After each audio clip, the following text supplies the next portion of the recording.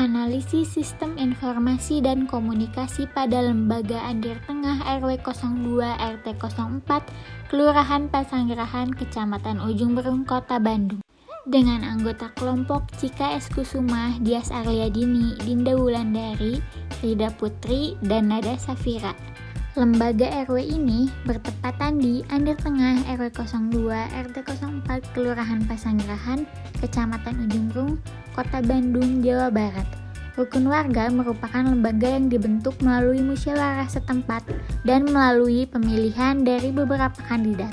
Sumber analisis yang kami dapatkan berasal dari wawancara kepada anggota RW dan juga melalui beberapa sumber-sumber tertulis.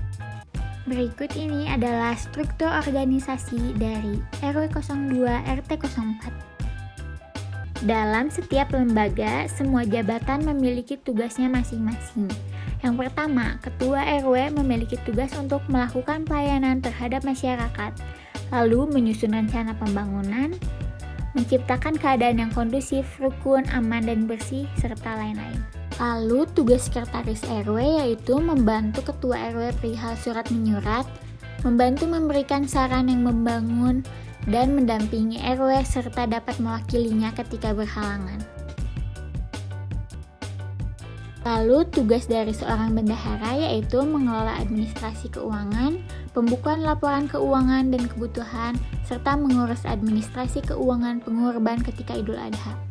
Selanjutnya, tugas Ketua RT yaitu membantu RW melakukan pelayanan, menyusun rencana dan melaksanakan pembangunan dengan RW, dan menjembatani hubungan antara masyarakat dengan RW atau kelurahan. Permasalahan yang sering terjadi pada RT atau RW adalah kurangnya pemahaman mengenai pengelolaan sistem informasi karena masih terbiasa dengan sistem yang manual. Oleh karena itu, perlu adanya pembelajaran mengenai sistem informasi manajemen yang lebih modern agar proses rekap data penduduk bisa menjadi lebih baik dan akurat. Perencanaan sistem informasi. Konsep perencanaan merupakan kegiatan memikirkan tindakan yang harus dilakukan untuk mencapai tujuan sebuah organisasi atau lembaga. Perencanaan strategi sistem informasi juga menjelaskan berbagai alat, teknik, dan kerangka kerja bagi manajemen untuk menyelaraskan strategi sistem informasi melalui penerapan teknologi yang inovatif.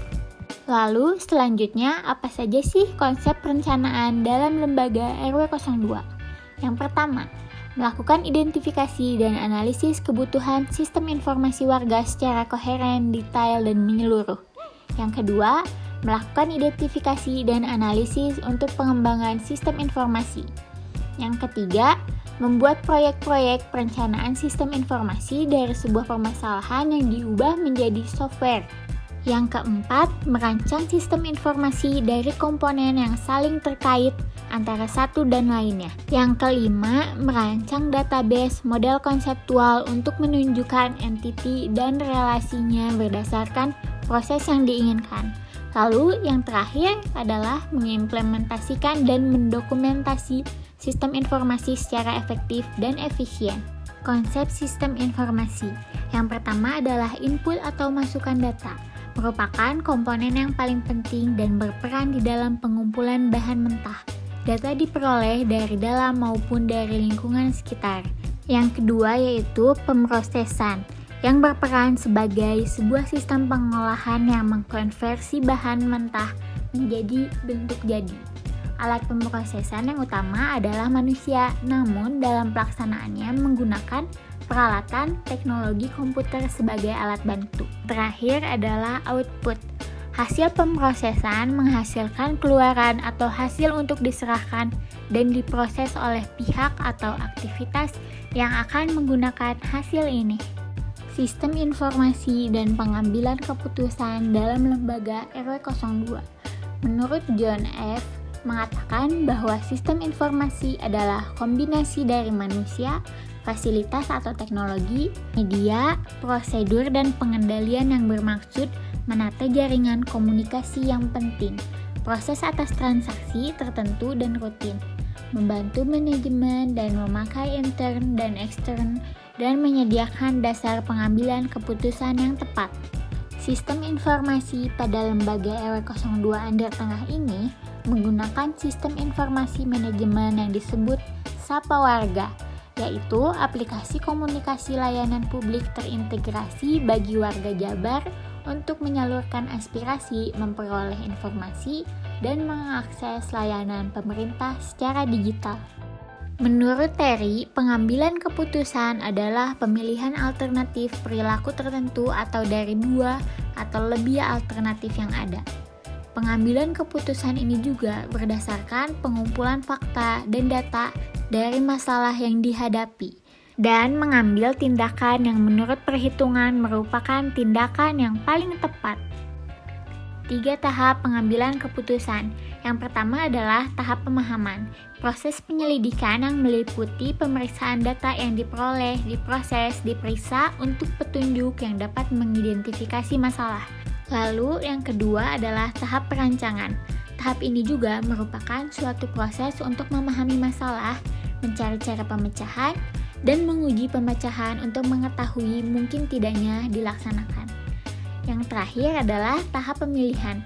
Tahap ini menjadi tahap yang paling efektif apabila hasil perancangan disajikan dalam suatu bentuk yang mendorong pengambilan keputusan yang hasil akhirnya akan dilaksanakan.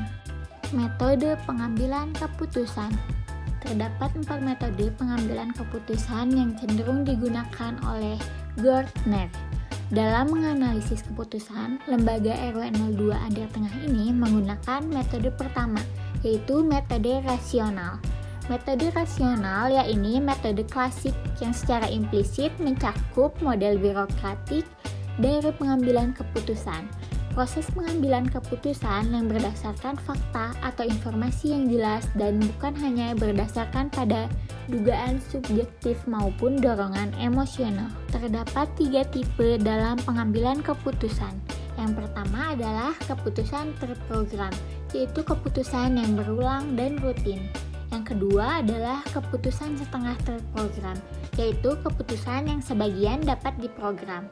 Lalu yang terakhir adalah keputusan tidak terprogram, yaitu keputusan yang tidak berulang dan tidak selalu terjadi. Keputusan ini dilakukan pada manajemen tingkat atas. Analisis kelayakan sistem. Yang pertama, dilihat dari kelayakan teknis sistem Sapa Warga. Sistem ini cukup memudahkan anggota RW dalam memudahkan pekerjaannya.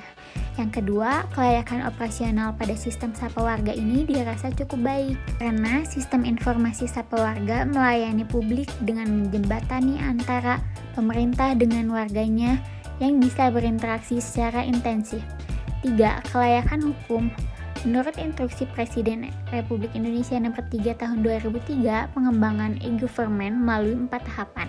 Yang keempat, kelayakan ekonomi pada sistem Sapa Warga ini dirasa dapat memberikan pelayanan secara online atau dalam jaringan, dapat secara signifikan mengurangi total biaya administrasi. Analisis kebutuhan sistem. Pengolahan data pada sistem Sapa Warga ini sudah sesuai dengan kebutuhan baik warga maupun RW. Pengolahan data pada sistem Sapa Warga ini yaitu berupa penginputan informasi data seperti nama lengkap, jenis kelamin, tempat dan tanggal lahir, penghasilan, pendidikan, nomor KK, nomor NIK, lampiran foto KTP, KK, foto orang yang bersangkutan, dan alamat lengkapnya. Dilihat dari kerangka permasalahan yang sudah dijelaskan sebelumnya mengenai sistem informasi yang digunakan oleh RW 02, berikut ini adalah beberapa rekomendasi dari permasalahan yang ada di tengah RW 02. Yang pertama, dengan berkembangnya zaman dan serba digital saat ini, mau tidak mau kita harus dapat mengikutinya. Sistem komputerisasi harus dilakukan. Yang kedua, kedepannya setingkat RW atau kelurahan untuk meningkatkan pelayanan sistem Sapa Warga yang bisa digunakan untuk mengolah data. Dan yang ketiga, sistem informasi yang dilakukan sudah cukup baik.